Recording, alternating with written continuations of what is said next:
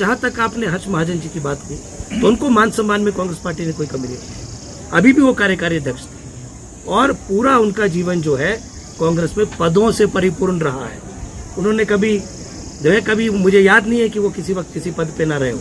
हमेशा उनको कांग्रेस पार्टी ने मान सम्मान दिया, उनके पिताजी को मान सम्मान दिया। लेकिन अगर आज वो आज गए हैं, तो उन्होंने कल कहा है, बड़ा दुर्भाग्यपूर्ण है जिस तरह से उनकी शैली थी कि राजे के टाइम में थी कांग्रेस, राजे के बाद तो कुछ नहीं है। मतलब आप वीरभद्र सिंह जैसे पुरुष को इस तरह से संबोधित कर रहे हैं, जिन्होंने आपको आज इस मुकाम पे पहुंचाया, जिनके साथ आपने वर्षों काम किया। आप आज कोई भी नेता हिमाचल प्रदेश का या देश का वीरभद्र सिंह को इस तरह से संबोधित नहीं करता जिस तरह से कल हर्ष महाजन जी कर रहे थे। हमें आपत्ति है उनके शब्दावली पर कि जिस तरह से वो उनका संबोधन कर रहे थे। किसी भी कार्यकर्ता को कांग्रेस की अच्छी नहीं लगी होगी, हिमाचल प्रदेश के किसी व्यक्ति को अच्छी नहीं लगी होगी कि आप आज वीरभद्र सिंह स्वर्गीय हैं। आप उनके बारे में इतने अनादर से कह रहे हैं कि राजे के वक्त तक कांग्रेस थी, राजे के जाने के बाद इस तरह का संबोधन उनको आप दे रहे हैं। आज अगर सबसे ज्यादा दुखी होंगे तो स्वर्गीय लाला देशराज महाजन की जो आत्मा भी दुखी होगी, क्योंकि अगर उनका जो एक वर्चस्व था और जो उनका वर्चस्व था, उन्होंने कांग्रेस पार्टी के लिए अपना पूरा जीवन दिया, उन्होंने पूरा जीवन कांग्रेस पार्टी के लिए समर्पित किया। और हर्ष महाजन जी ने भी उनकी लेगेसी को आगे बढ़ाया। और आज वो अगर भारतीय जनता पार्टी में गए हैं तो उनकी अपनी कोई ना कोई, अब वो तो वही बता पाएंगे कि कौन सा भय था या कौन सी उनकी मजबूरी थी कि उनको अकारण तुरंत किसी को बिना बताए अकेले चुपचाप से जो भारतीय जनता पार्टी को जो है में शामिल होना पड़ा।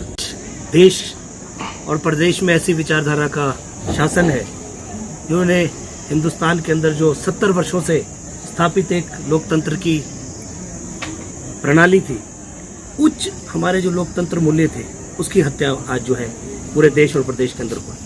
एक ऐसा वातावरण तैयार हो रहा है देश और प्रदेश के अंदर, भय का वातावरण, जिसमें चुने हुए विधायक भी जो है निशाना बनाए जा रहे हैं। आपने कल देखा हमारे एक विधायक अनिरुद्ध सिंह जी ने अपनी स्थिति बयां की कि किस तरह से भारतीय जनता पार्टी की सरकार और मुख्यमंत्री का कार्यालय जो है विधायकों पर अनावश्यक दबाव डालकर जो है भारतीय जनता पार्टी में शामिल होने का जो है दबाव डाल रहे हैं। तो ऐसा कभी भी इस देश के अंदर नहीं हुआ, प्रदेश के अंदर नहीं हुआ कि जब सरकारी अमली जामा जो है विधायकों को सरेआम खरीद फरोख्त और एजेंसियों के दुरुपयोग करके उनका डर दिखाकर किसी राजनीतिक दल की जो है शामिल होने की किसी राजनीतिक दल में प्रक्रिया शुरू की जाए। तो हमारा भारतीय निर्वाचन आयोग से